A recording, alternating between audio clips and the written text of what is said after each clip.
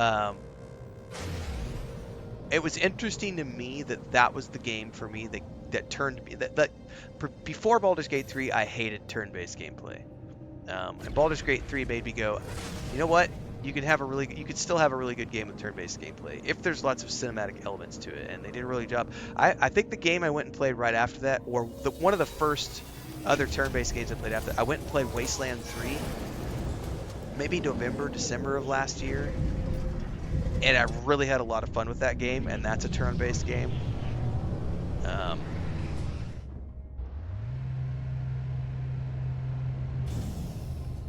Hang on, my phone just beeped at me. It sounded like Facebook, which means it's probably my mother. She's the only person who sends me text messages on Facebook.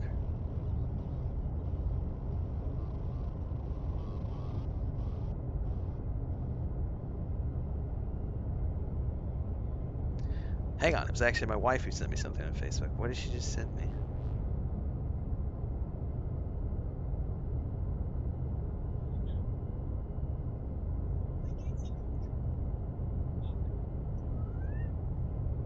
Okay, that's a horrible joke. I'm gonna have to go. Like, my wife sent me a clip of somebody telling a joke. It's a little kid holding a chicken, and it's like, this. It's just, that was bad.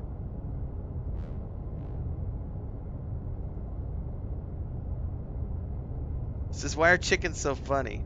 And the kid goes, because. That's a bad dad joke.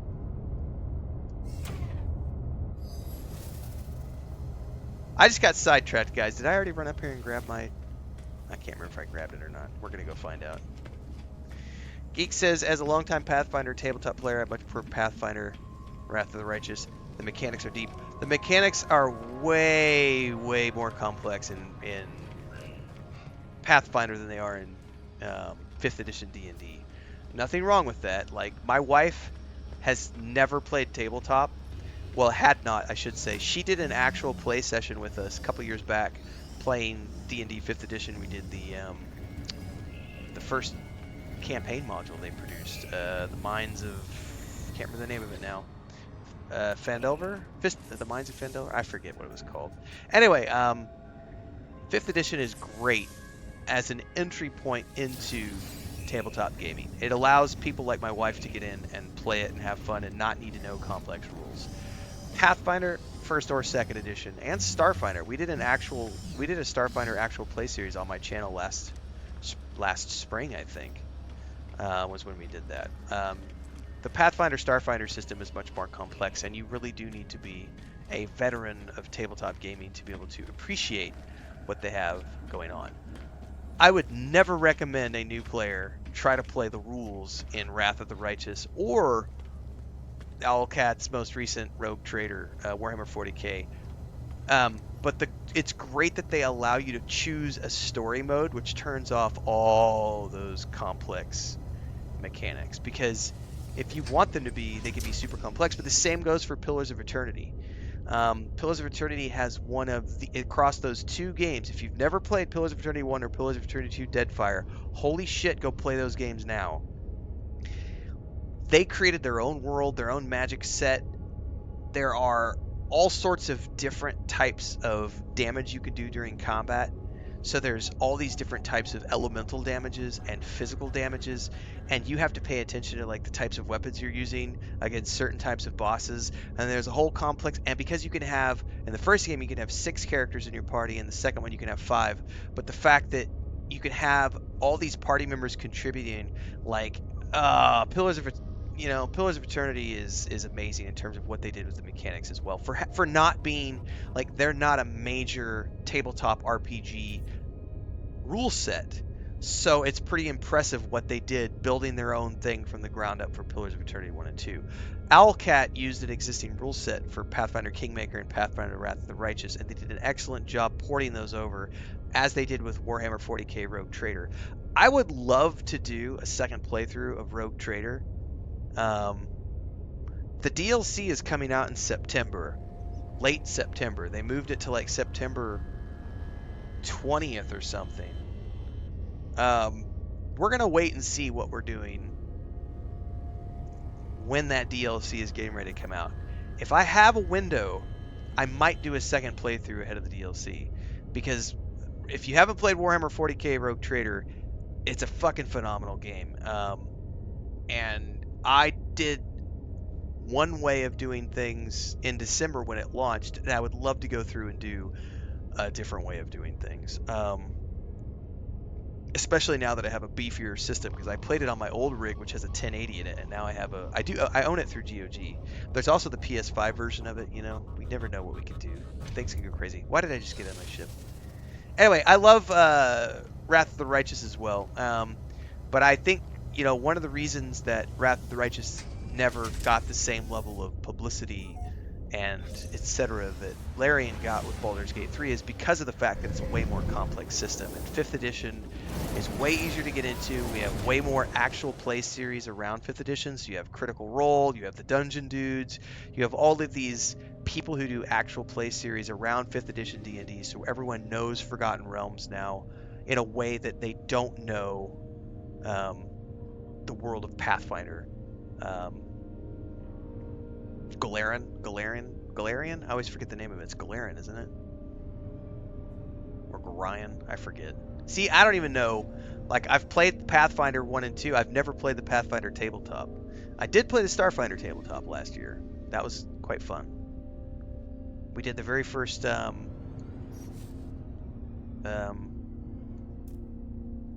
in the Starfinder world.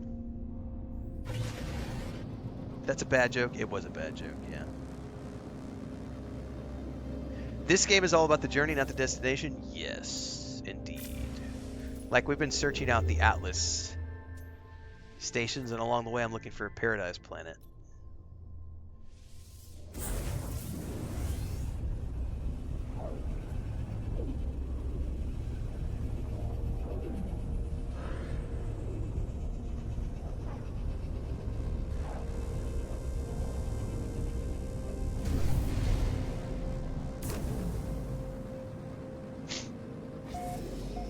First contact, baby. I like to see that. Abandoned planet. So far I have not found anything. Not found anything that would inspire me to settle.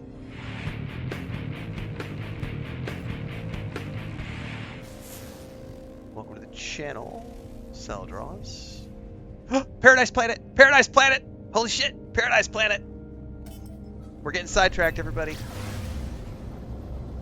I found my first paradise planet. We're getting sidetracked. It's even got ancient bones on it. I might have to do something here no matter what. But we are going to go look.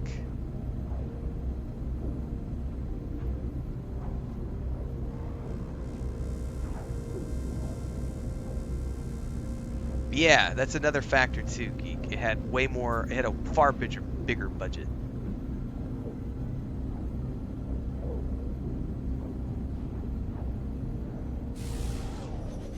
Alright, we got to see what we got here. It looks like it... Is it nighttime? We might have to search the day part of the planet, because this is a little dark over here. I'm not going to be able to really see. Alright, hold up. Somebody said the other day that you could follow these meteors down. Oh, those are ships. Never mind. I thought those were falling stars. Someone said the other day that you can actually follow the shooting stars and, like, find the impact point.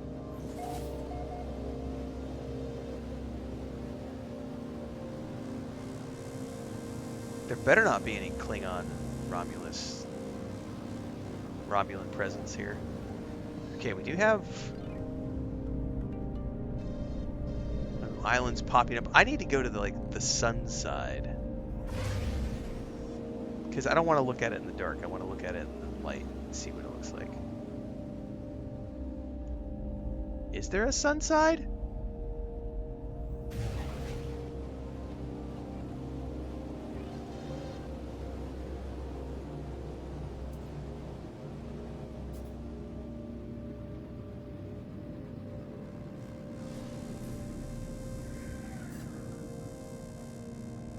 That's definitely light on that side.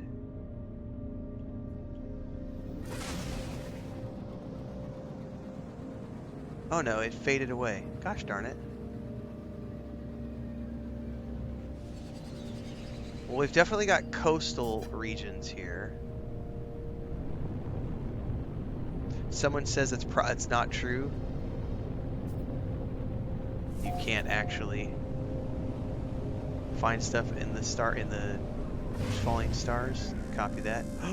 Is this like cliffside dwellings on the ocean? I may have found what I'm looking for. These certainly look like cliffs to me, unless that's just like... I think I found what I'm looking for, everybody. Nope, those are definitely cliffs. Those are definitely fucking cliffs. That's definitely... Ooh! Ooh! Yeah! Look at this! Are those like what do we got here? Are these like floating? What are these? This is definitely... That definitely has potential. Oh my. Oh my. Hopefully we get sunlight here. Yeah, I might have to pulse away and look for the sun side. Oh, it's even got cool looking trees. Oh, I found it. I'm going to be building here, everybody. I'm definitely building here. I got to figure out where I'm building here. This is it. No, it's definitely it. One numinal said this might be it. This is definitely it. This is definitely it. But I may have to pulse away to look for the sun side, yes. However, this looks pretty freaking cool just here. Like these little floaty...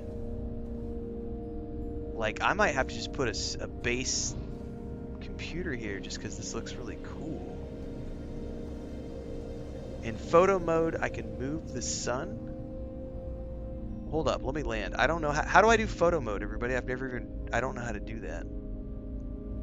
Hang on, what are these lights down here? There's like something underneath the ocean. Something that's lit up. It's in the quick menu? Okay, can you do it from the ship, or do I have to,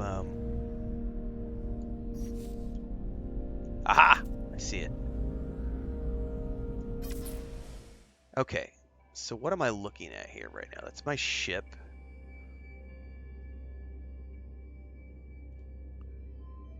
Move sun. Whoa, there we go. How does that work? Oh, it's per click? So you can't just hold it and it's continual? This is it. This is definitely it, everybody. Oh, it's even got really... Oh, look at that back there. Oh, this is definitely it with like the weird floaty island things and everything. Ho, ho, ho, ho, ho. All right.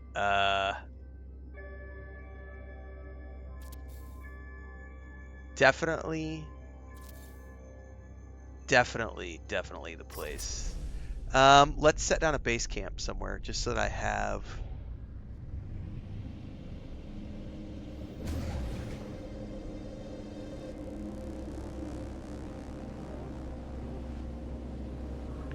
I want to go explore this planet a little bit more, but I want to put down... I don't know if I want to do it right here now that I see that. I might want to go out more towards the coast and do that one.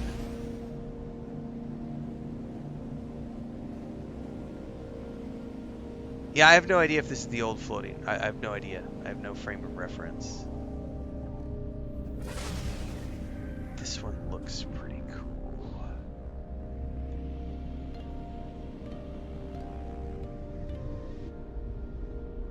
I think we'll do this one.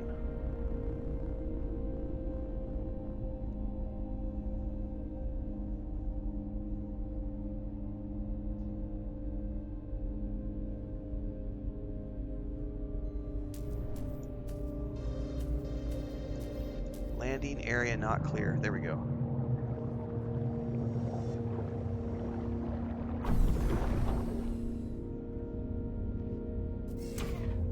Aquatic jet mode. Hang on, did I land somehow? Why am I in water? It says I'm in water, but we're not in water.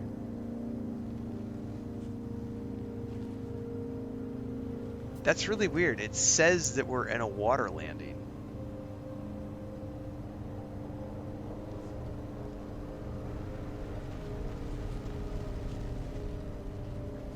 Very intriguing. Somebody just flew through my little island here.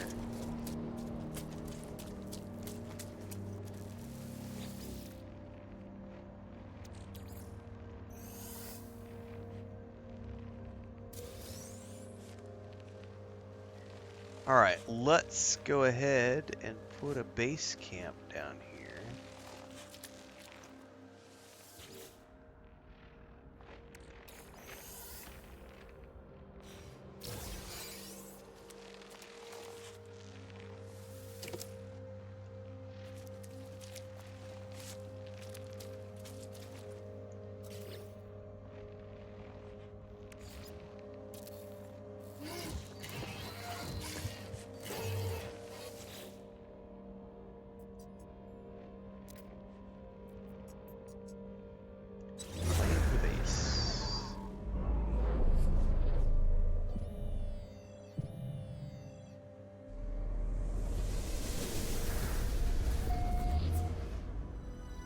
Okay. We need to rename this.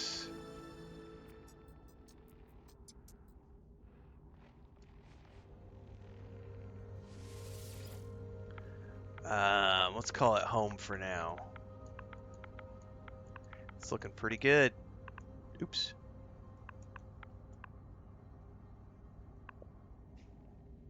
We gotta go explore some more because I don't know where I want to build my home base yet.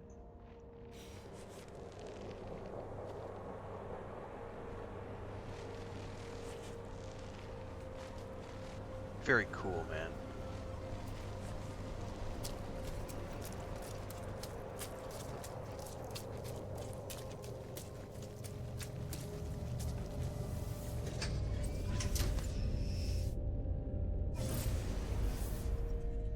Okay. Very, very groovy. Okay. I've at least got that established now.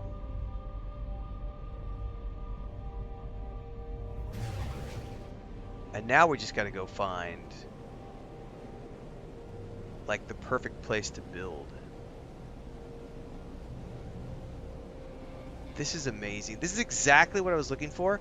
There, you know, it's not quite mountainous enough on some of the areas, but the fact that we have like these raised areas, there's stuff here I can work with, because like coming in here and like building something into the wall of the cliff, or you've got this down here, which could become a sea cave. Hang on. I wish you could hold the ship in, but I guess I can go into photo mode and do it that way. Here, as an example, this is what I'm looking at here. This will work. Like you could come in here and build like a sea cave down in here, right? And have that cave run all the way up there and have some sort of a base built into the wall of that area. Oh, it's a limited amount that you can go out with the camera. Okay.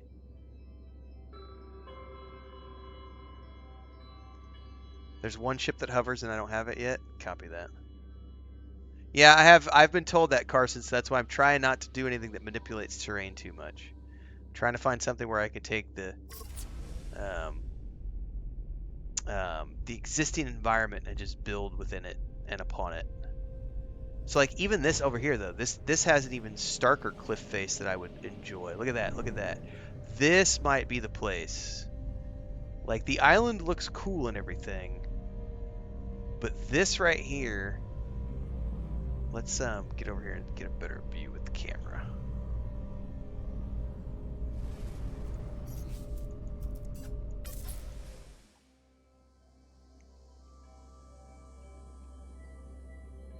Hang on, it's down, isn't it? Dun, dun, dun.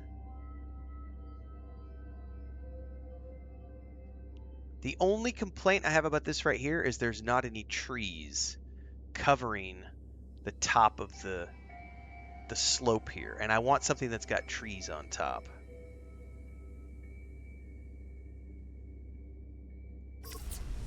Oh, it became daytime. This looks absolutely beautiful. Let's go back to our home base really quick. This looks, I'm so happy.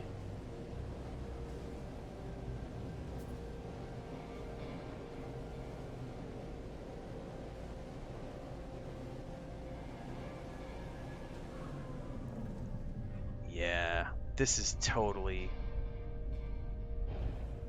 worth it.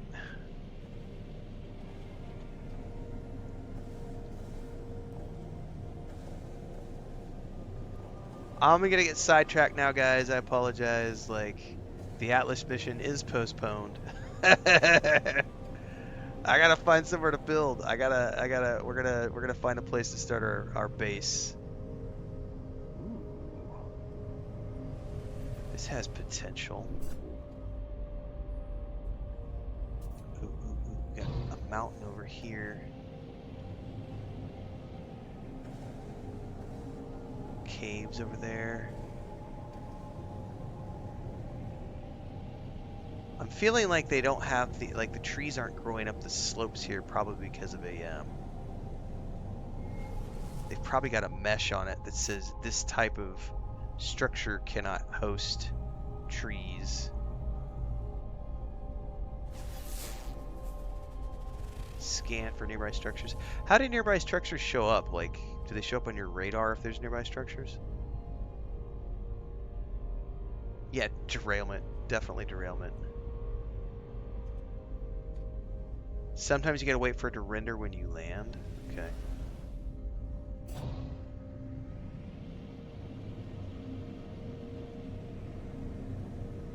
Oh, there's definitely something right there. Hold up, hold up. What was that? There's a canister up there. Some sort of settlement. Oh, this is one of those,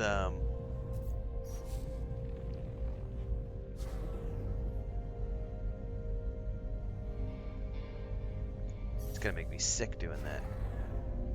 It's one of those sentinel things, right? And there's a cave right here, too. Sorry, I want to get a better look at this. There's a cave right here. Or, no, nope, that's not a cave, is it?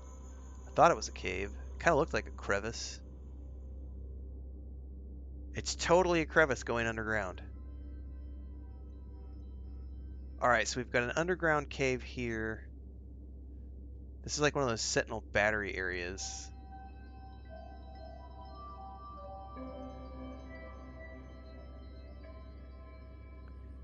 Yeah. I'm totally thinking about a cave base right now as like my starter base. I'm totally thinking of this. Wouldn't I have to take out the sentinels though? And can you take out sentinels? Because I feel like every time I've done that, they come back or they attack you. They attack you back. I'm thinking we might have to start here with a cave base as my base of operations, and then that gives me a place to start harvesting minerals from and everything else. Once you can get them past 5 stars, they stop attacking.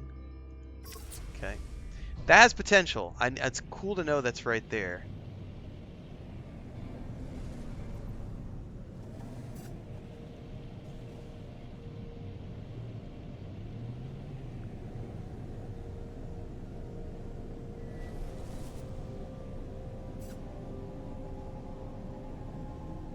I'm a pretty big fan of everything I've seen so far.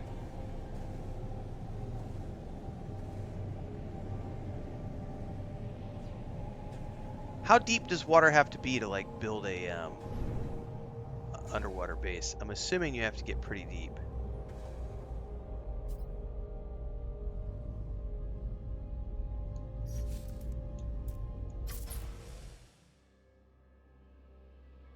This is almost touching the water, so the idea of building something where you can go under and come up from underneath would be cool.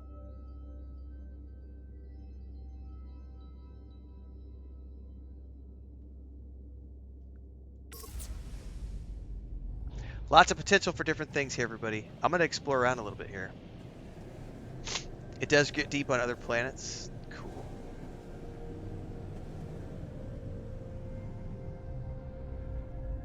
Well, I'm very happy with, like, there's multiple things that I've seen here in this specific area that would be perfect to start to build what I kind of had in my mind. I'm not in a rush, though, because I do want to get the location perfect before I start. I've seen multiple potential opportunities.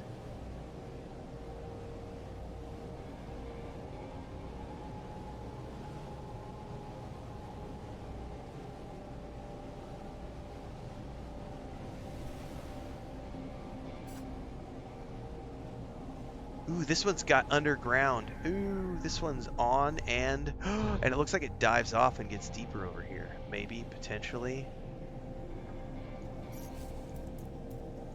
Is that my imagination, or does the water get potentially really a lot deeper right here?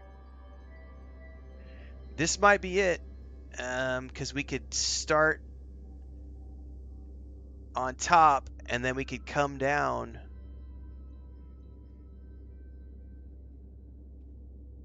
I'm at the edge of the bubble. Look at this. It definitely extends underneath here. So I could start on the top.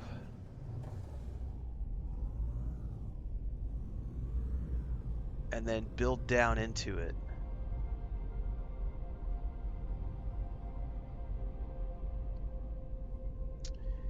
Problem is, I don't know if I'm going to be able to land on here because of the all the trees and stuff.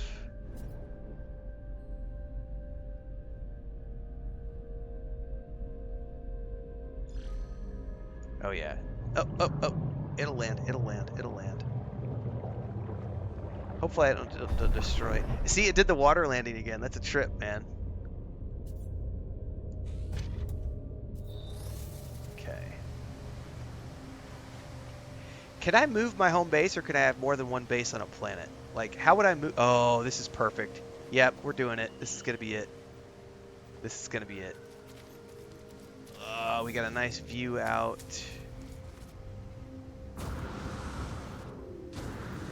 Look at that. We've got a view out over the beach. More islands in the distance. Oh, don't go over the edge. We got a nice view out in that direction. A nice view out in this direction.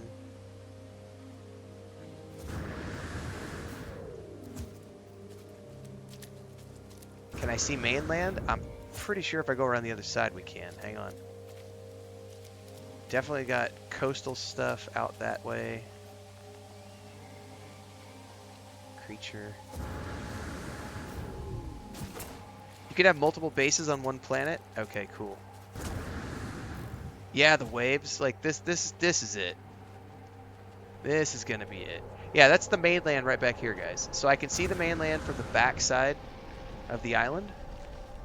That's the mainland right there. Behind us. Or at least that's the tip of the mainland. And then behind me we've got open ocean in front of us. And tons of resources if I wanted to gather them from right here. This is it. This is it. Alright, so first thing I need to do is I need to slap a base computer down here.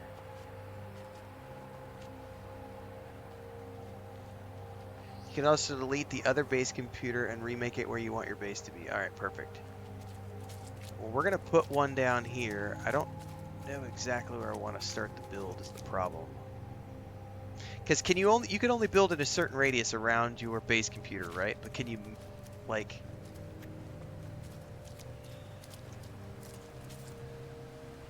So kind of figuring out where you want to place your base computer is going to be important. Ooh, that's a good question. How deep can I go? Like, because it is a radius around the base computer, right? Like, I wish there was a way I could pan out and see, like, if I'm centered on the island.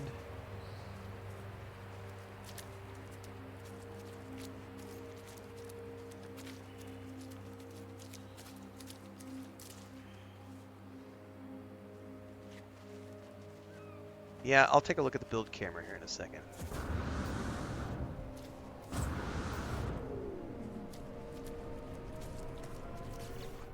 I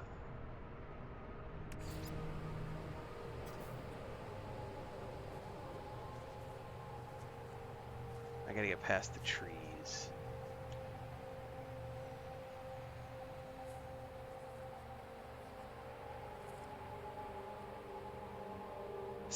I got space to work with here. I definitely need to go inland. It looks like by this red tree might be a pretty good place to stick this for now. It's kind of not quite centered. Maybe over here. Cannot build in valid position. Oh, it's because I got it. Yeah, let's stick it. You know what? Can we stick it right over here? This might not be bad. Right by those existing pieces of stuff. Oh, that's totally doable. Okay. Yeah, we'll stick it right here for now.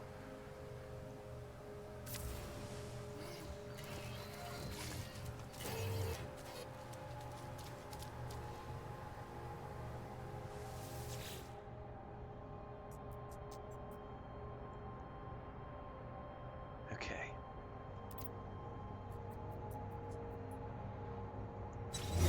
Claim the base. Okay.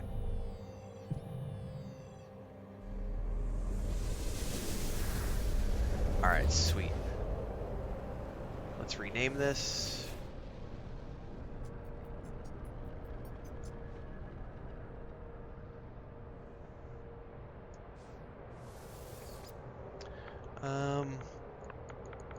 Let's call it the island for now. Let's call it something generic.